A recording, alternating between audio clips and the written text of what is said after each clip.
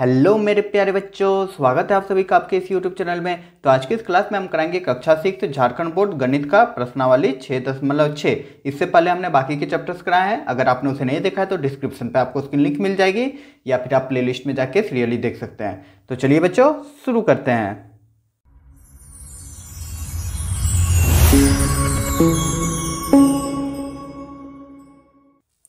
तो बच्चा पहला नंबर क्वेश्चन है कि घटाइए। सिंपल सा घटाव है, लेकिन सिंपल सा नहीं है, इसमें दशमलव वाला घटाव है। ठीक है, तो जैसा ही पिछले चैप्टर में हमने जोड़ का बताया था वैसे ही घटाव बनाना है। दशमलव को एक सीध में लिखना है और उसके बाद उसको घटा देना है। तो चलिए बनाते हैं इसको। अब तो पहला नंबर यही है, 47.85 को घटाना है 15.50 से। तो कुछ नहीं करना है, पहला जो अक्षर है वो हम लिख लेंगे 47.85। अब दूसरा जो है क्या है 15.50। तो पॉइंट के सीधा में लिखेंगे, उसके बाद 15 है तो 15.50। उसके बाद इसको क्या करना है, सिंपली घटाव कर देना है जैसे हम लोग घटाते हैं। अब ये नहीं कि यहाँ पे दशमलव है तो यहाँ पे घटाएंगे फिर अलग अलग, ऐसा नहीं होता है। देखो यहाँ पे घटा रहे हैं, 0 में 5 गया तो 5 ही हो जाएगा। 8 में जब हम 5 को घटाएंगे तो क्या हो जाएगा, 3 हो जाएगा। ठीक ना, दशमलव है तो दशमलव को हम उतार देंगे। दशमलव में इसलिए सीधा में लिखते हैं और उसके बाद संख्या को अगल बगल लिखते हैं। अब देखो यहाँ पे 7 में जब 5 घटाएंगे तो हो जाएगा 2 और 4 में जब 1 घटाएंगे तो हो जाएगा 3। सिंपल सा है ना बच्चा, और यही हो जाएगा आपका आंसर। ठीक है, चलिए अब देखते हैं दूसरा नंबर क्वेश्चन। तो अगला क्वेश्चन है 7.05 घटाना है इसको 3.25 से। तो पहला जो बड़ा वाला संख्या है 7 वही लिख लेते हैं, हमेशा वही होगा क्योंकि माइनस करना है इसको। तो 3 5 कर देंगे, उसके बाद 3 दशमलव के सीधा में दशमलव लिख देंगे और 2 और 5 हो जाएगा। ठीक है, अब यहाँ पे देखना है, यहाँ पे सिंपल घटाव कर देना है। जब 5 में 5 को घटाएंगे तो क्या हो जाएगा, 0 हो जाएगा। अब यहाँ बच्चा देख रहे हैं, क्या देख रहे हैं, यहाँ पे 0 है और यहाँ पे 2 है, ऊपर में छोटा संख्या तो इसको बड़ा ना करना पड़ेगा। 0 में तो 2 नहीं घटेगा, तो एक पैंचा ले लेंगे तो 10। जो सिंपल घटाव करते हैं, 10 में 2 गया तो हो गया 8 और यहाँ दशमलव तो दशमलव। उसके बाद यहाँ पे क्या बच गया 6, एक यहाँ से निकल गया था तो 6 में 3 गया तो 3 हो जाएगा। ठीक है, और यही हो जाएगा आपका आंसर। क्लियर मेरे बच्चों, चलिए नेक्स्ट क्वेश्चन देखते हैं अब। तो तीसरा नंबर क्वेश्चन है 4.08 में घटाना है 0.98 को। तो चलिए लिख लेते हैं। देखो ये इकाई हो गया, संख्या हुआ ना, और यहाँ पे इकाई में क्या है 0 और इकाई में है 4। ठीक है, तो 4 वाला बड़ा है, देख के पता चला। वैसे भी 4.08 को हमको घटाना पड़ेगा किससे, 0.98 से घटाना पड़ेगा। तो सिंपल घटा दो, घटाव तो आता है। 8 में 8 गया तो लड्डू हो गया, फिर एक पैंचा ले लेंगे तो 10 में 9 गया तो एक पैंचा ले लिया तो यहाँ क्या बच गया बच्चा, यहाँ बच गया 3 लिख देंगे और दशमलव तो दशमलव, एक सीध में दशमलव हो जाएगा। यही हो जाएगा आपका आंसर। क्लियर मेरा बच्चा, चलिए देखते हैं नेक्स्ट क्वेश्चन अब।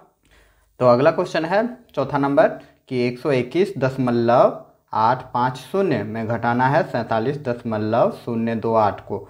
तो चलिए लिख लेते हैं 121.850। ठीक है, अब इसमें घटाना है 47। तो देखो 4 को इसके सीधा में, 7 को इसके सीधा में, दशमलव के दशमलव सीधा में, तब हो जाएगा। ठीक है, दशमलव को दशमलव के सीधा में ही लिखना है, बस इतना आप लोग ध्यान दीजिएगा। फिर 0 2 8 हो गया। अब घटा दो इसको, तो 8 0 में 8 गया तो 8 हो जाएगा। देखो 10 में 8 गया तो 2 हो जाएगा। फिर यहाँ बच गया 4 और 4 में 2 घटाएंगे तो हो जाएगा क्या, 2।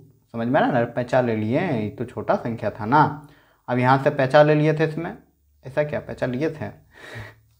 तो यहाँ हो गया 8, फिर दशमलव का सीधा में दशमलव हो गया, फिर एक यहाँ से पैंचा लेना पड़ेगा क्योंकि यहाँ पे एक है, छोटा संख्या है, और नीचे वाला बड़ा संख्या तो नहीं घटेगा। तो एक पैंचा ले लेंगे, 11 में 7 जाएगा तो कितना आ जाएगा, 7 3 10 और एक 11 मतलब 4 हो जाएगा। फिर यहाँ पे 11 बच गया, एक पैंचा ले लिए तो यहाँ 1 बच गया। 11 में जब 4 घटा देंगे तो आपका हो जाएगा कितना, 7। ठीक है बच्चा, और यही हो जाएगा आपका आंसर। उम्मीद करूँगा समझ गए होंगे। तो अगला क्वेश्चन है 40.28, इस पर घटाना है इसमें 0.728 को। तो चलिए लिख लेते हैं। तो 40 0.28। ठीक है, हमने लिख दिया। अब दशमलव को दशमलव के सीधा में लिखो, यहाँ पे दशमलव है तो हम दशमलव लिख दे रहे हैं, एक सीधा हो गया। इसके आगे क्या है, 0, तो 0 हम यहाँ लिख देंगे। और इसके पीछे क्या है, 7 है, 2 है, 8 है। ठीक है, फिर इसको हम लोग माइनस कर देंगे। ठीक ना, क्लियर बच्चों? यहाँ पे हमने सेट कर लिया। अब देखो दशमलव के बाद वाले संख्या को हम लोग कैसे पढ़ते हैं, 2, 8, एक एक संख्या पढ़ते हैं ना, तो दशमलव के आगे हम 0 यहाँ बैठा सकते हैं, क्योंकि यहाँ खाली जगह है, खाली जगह है मतलब हम 0 बैठा सकते हैं। ठीक है, ध्यान रखिएगा। अब देखो, अब यहाँ पे संख्या हो गया तो अब माइनस कर दो, घटा दो। तो यहाँ पे एक पैंचा ले लेंगे, 10, 10 में 8 जाएगा तो हो जाएगा 2। यहाँ पे क्या बच गया, 7, और 7 में 2 जाएगा तो हो जाएगा 5। ठीक है, 7 में 2 जाएगा तो 5। अब यहाँ पे बचा 2, और 2 में 7 घटाना है, नहीं ना घटेगा, तो एक कैरी कर लेंगे, यहाँ से कैरी कर लेंगे एक, मतलब यहाँ से पैंचा लेंगे, इसमें 10 हो जाएगा यहाँ पे, और 10 से फिर इसमें लेंगे तो यहाँ 12 आ जाएगा। 12 में 7 घटाएंगे तो हो जाएगा 5, और यहाँ दशमलव का दशमलव सीधा हो जाएगा। यहाँ पे एक के पैंचा ले लिए थे तो 10 में 1 चल गया था तो हो जाएगा 9, और यहाँ से एक पैंचा लिए थे पहले इसमें। ठीक ना, घटाव तो आता है ना, 4 से पैंचा ले लिए इसमें तो 10 हो गया, यहाँ पे 3 हो गया, तो वही 3 को हम यहाँ लिख देंगे, और यही हो जाएगा आपका आंसर। और यहाँ पे मेरा क्वेश्चन नंबर 1 कंप्लीट होता है। उम्मीद करूँगा समझ गए होंगे। चलिए अब देखते हैं अगला क्वेश्चन। तो क्वेश्चन नंबर 2 है बच्चा कि प्रीति के पास 75.50 रुपये हैं। उसने 25 रुपये में एक पेन खरीदी, तो उसके पास कितने रुपए बचे। चलिए, आप लोग तो इतना हिसाब करते ही होंगे, पैसा लेके जाते हैं दुकान, कुछ खरीदे तो कितना लौट आएगा, वही सिर्फ जानना है। तो चलिए बनाते हैं इसको, सिंपल सा घटाव कर देना और कुछ नहीं करना इसमें। तो बच्चा यहाँ पे हम लिख लेंगे प्रीति के पास कुल रुपए। आखिर कितना था प्रीति के पास कुल रुपए, तो था 75 रुपये। ठीक है ना, 75.50 रुपये था। और पेन का मूल्य कितना था, या पेन पर खर्च की गई राशि आप लिख सकते हैं, या पेन का मूल्य लिख सकते हैं। ठीक है, तो पेन का मूल्य कितना था, 25 रुपये, 25 रुपये सिर्फ। ठीक है, तो 25 रुपये था तो 25 रुपये सिर्फ लिख देंगे, दशमलव नहीं है। तो अब इसको हम लोग क्या करेंगे, घटा देंगे, क्योंकि कुल रुपये था 75 पैसा था उसके पास, 75.50 रुपये था, और 25 रुपये का उन्होंने कलम खरीद लिया। तो अब कितना पैसा बचा, तो देखो यहाँ पे कुछ नहीं है, तो दशमलव अपने से बैठा देंगे और 2 को 0 बैठा सकते हैं। ठीक है, दशमलव के बाद 0 बैठा सकते हैं, तो यहाँ पे 0 0 0 हो गया, यहाँ पे 5 हो गया, दशमलव का दशमलव, और 5 में 5 घटाएंगे तो 0 हो गया, और 7 में 2 घटा देंगे तो 5 हो गया। तो अभी उसके पास शेष राशि कितना बच गया, 50 रुपये और कितना, 50 पैसे। तो 50 रुपये 50 पैसे उसके पास बच गया। ठीक है, मतलब 50.50 रुपये उसके पास बच गए। तो अब हम क्या लिख देंगे, कितने रुपए बचे। तो हम अब लिख देंगे कि अतः प्रीति के पास बची राशि या बचे रुपए कितना हो जाएगा, 50.50, और यही हो जाएगा आपका आंसर। क्लियर मेरे बच्चों? चलिए देख लेते हैं अब नेक्स्ट क्वेश्चन। तो अगला क्वेश्चन है बच्चा, क्वेश्चन नंबर 3 कि रावल के पास कुल 175 रुपये थे। उसने अपने दोस्त को 45.50 रुपये उधार दिया। अब रावल के पास कितने रुपए बचे हैं। ठीक है, तो यही निकालना है। कुछ पैसे थे रावल के पास, उसने कुछ पैसे उधार दे दिए, तो अब कितना बचा भाई, सिंपली माइनस कर देना, घटाव करना। तो चलिए बनाते हैं इसको। बच्चा हम लिख लेंगे रावल के पास कुल राशि। आखिर रावल के पास कितने राशि थी कुल, तो था जी 175 तो हमने लिख दिया। और उधार दी गई राशि, उधार कितना दिया रावल ने उधार दिया 45.50। तो 45 का 4 जो है 7 के नीचे 5 के नीचे, देखो हो गया 45 और उसके 0.50। ठीक है, हो गया ना बच्चा। तो हमको यहाँ पे क्या करना है, सिंपली हमको माइनस करना है।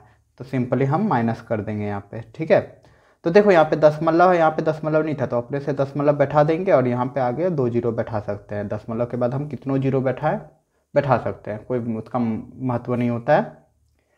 अब देखो यहाँ पे 0 में 0 गया तो 0 हो गया, एक हम यहाँ से कैरी किए तो 10 में 5 गया तो 5 हो गया, यहाँ दशमलव है तो दशमलव उतर गया, यहाँ पे बच गया था 4, एक हम कैरी किए तो यहाँ 14 हो गया, 14 में जब 5 जाएगा तो हो जाएगा 9, और यहाँ पे बच गया क्या, एक कैरी हम यहाँ से किए तो यहाँ 6 हो गया, 6 में 4 गया तो हो जाएगा 2, और यहाँ पे 1। तो कितना रुपए बच गया जी उसके पास? 129 रुपये। ठीक है बच्चा।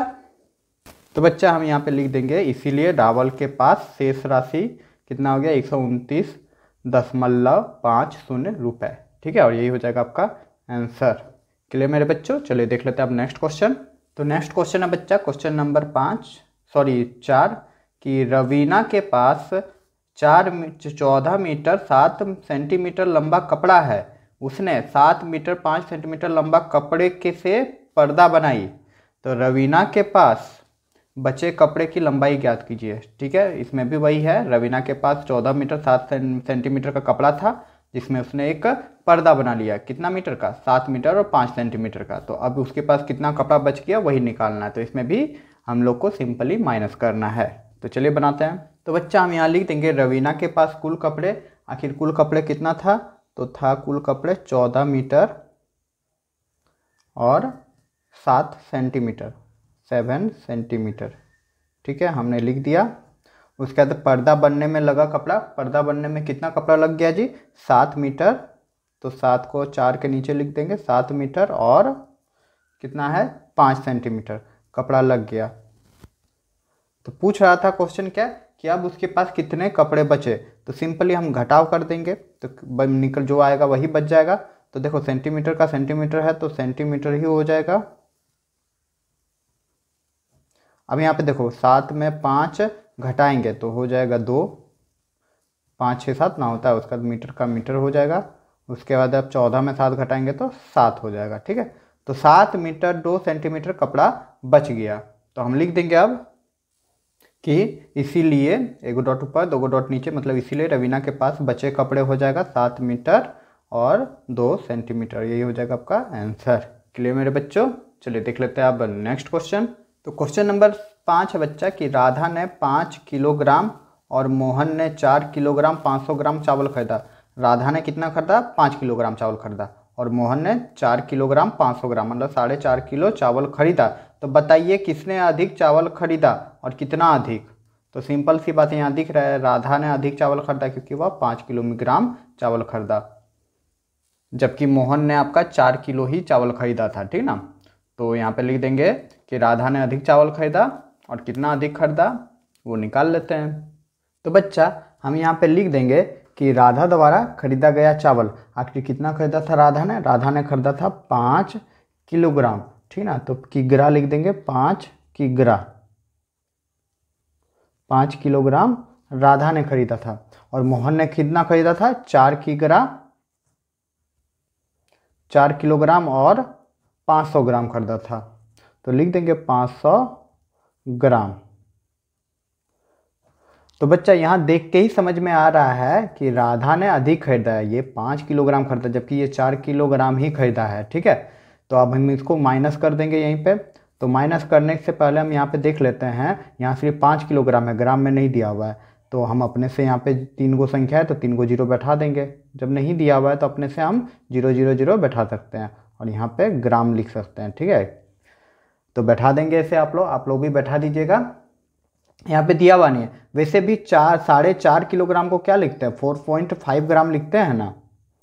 तो वहीं पे यहाँ पे पॉइंट आ जाता है। ठीक है, 5 किलोग्राम और 500 ग्राम 4.5 ऐसे आता है। तो यहाँ पे कुछ है ही नहीं, इसलिए 0 0 0 अपने से बैठा देंगे। अब माइनस कर देंगे सिंपली। तो माइनस कर देंगे तो क्या हो जाएगा? ग्राम का यहाँ पे ग्राम आ जाएगा। ठीक है, यहाँ पे 0 में 0 गया तो 0, फिर 0 में 0 गया तो 0, और यहाँ पे एक कैरी कर लेंगे, एक पैंचा ले लेंगे तो 10 में 5 जाएगा तो 5, और यहाँ पे क्या हो जाएगा? 4 में 4 जाएगा तो 0 किलोग्राम। ठीक है, तो यहाँ पे 0 किलोग्राम आया और 500 ग्राम, इसका मतलब सिर्फ 500 ग्राम जो है वह राधा ने खरीदा, मतलब अधिक खरीदा। तो किसने अधिक खरीदा? राधा ने अधिक खरीदा। कितना ग्राम अधिक खरीदा? 500 ग्राम अधिक खरीदा। इसलिए हम लोग लिख देंगे कि इसीलिए राधा ने 500 ग्राम अधिक चावल खरीदा। इतना लिख देंगे, आपका आंसर हो जाएगा। उम्मीद करूंगा ये क्वेश्चन भी समझ में आ गई होगी। चलिए अब देख लेते हैं नेक्स्ट क्वेश्चन। तो क्वेश्चन नंबर 6 आपका कि रोहित ने कुल 10 किलोग्राम सब्जी खरीदा, उसमें से 2.500 किलोग्राम आलू और 1.500 किलोग्राम टमाटर और शेष प्याज है। तो बताइए प्याज कितना प्याज था, ठीक ना, प्याज का मात्रा कितना था वही है। मतलब रोहित ने कुल 10 किलो का सब्जी खरीदा, जिसमें से 2.5 किलोग्राम आलू खरीदा और 1.5 किलोग्राम आपका टमाटर खरीदा, तो शेष जो बच गया वह प्याज बच गया। तो प्याज का मात्रा कितना है वही पूछा है, ठीक ना, प्याज का वजन कितना है। तो चलिए बनाते हैं इसको भी। तो इसमें करना क्या है वो समझ लेते हैं। 10 किलोग्राम कुल वजन है, आलू और टमाटर का वजन दिया गया है, तो ये दोनों को जोड़ देंगे और कुल वजन जो 10 किलोग्राम है उसमें हम घटा देंगे, और जो वजन निकलेगा वही तो शेष का टमाटर का प्याज का निकल जाएगा।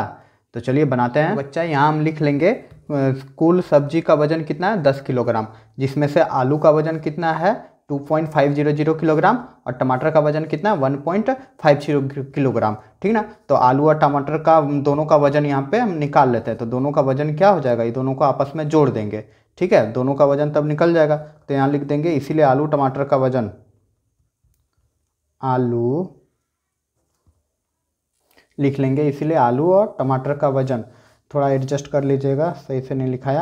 यहाँ पे 0 का 0 लिख देंगे, 0 का 0 लिख देंगे, 5 5 हो जाएगा, 10 के 0 हाथ में रहा 1, 1 आगे चल जाएगा, तो कितना हो जाएगा 2 1 3 और 1 4, 4 किलोग्राम। टोटल कितना किलोग्राम है 4 किलोग्राम है आलू और टमाटर का वजन। लेकिन हमको किसका वजन चाहिए, प्याज का वजन चाहिए, और प्याज का वजन क्या है शेष वजन है। तो 4 किलोग्राम हम घटा देंगे 10 किलोग्राम में, इसीलिए लिख देंगे टमाटर का वजन। तो हमको टमाटर का ही वजन ना चाहिए, इसीलिए टमाटर का वजन हमको चाहिए ना। तो टमाटर का वजन क्या हो जाएगा, टमाटर का वजन क्या हो जाएगा, कुल वजन में घटा देंगे, कुल वजन में दोनों को घटा देंगे। तो कुल वजन कितना है 10 किग्रा है, हम लिख देंगे, इसमें हम माइनस कर देंगे किसको, ये दोनों का वजन को। 4 दशमलव 000 है, तो 000 ना भी लिखो तो चलेगा, हम सिर्फ डायरेक्ट 4 किलोग्राम हम लिख देंगे। तो घटा देंगे तो कितना हो जाएगा, 10 में 4 जब घटा देंगे तो सिंपली 6 किलोग्राम हो जाएगा, ठीक ना। और यही टमाटर लिख दिए हैं, सॉरी मेरा बच्चा, यहाँ पे प्याज हो जाएगा, ठीक है, कहाँ ध्यान है, इसलिए प्याज का वजन लिख देंगे, ठीक ना। 10 किलोग्राम जो कुल वजन है उसमें से आलू और टमाटर का वजन 4 किलोग्राम जो था उसको हम घटा देंगे, तो कितना हो जाएगा 6 किलोग्राम, और यही हो जाएगा आपका आंसर। उम्मीद करूंगा ये क्वेश्चन भी आप लोग समझ गए होंगे। तो बच्चों यहाँ पे मेरा प्रश्नावली 6.6 का सारा क्वेश्चन कंप्लीट होता है। उम्मीद करूँ कि सारे क्वेश्चन को आप सब ने आसानी से और समझ के हल किया होगा। अगर बच्चों मेरा पढ़ाने का तरीका अच्छा लगा और आप कुछ समझे हमारे इस वीडियो से, तो ज़्यादा से ज़्यादा लाइक करें, अपने क्लासमेटों के बीच शेयर करें, और आप हमें सपोर्ट कर सकते हैं इस चैनल को सब्सक्राइब करके। अब सब्सक्राइब कर ही दो यार जब वीडियो देखते हो तो चलिए मिलते हैं अगले क्लास में।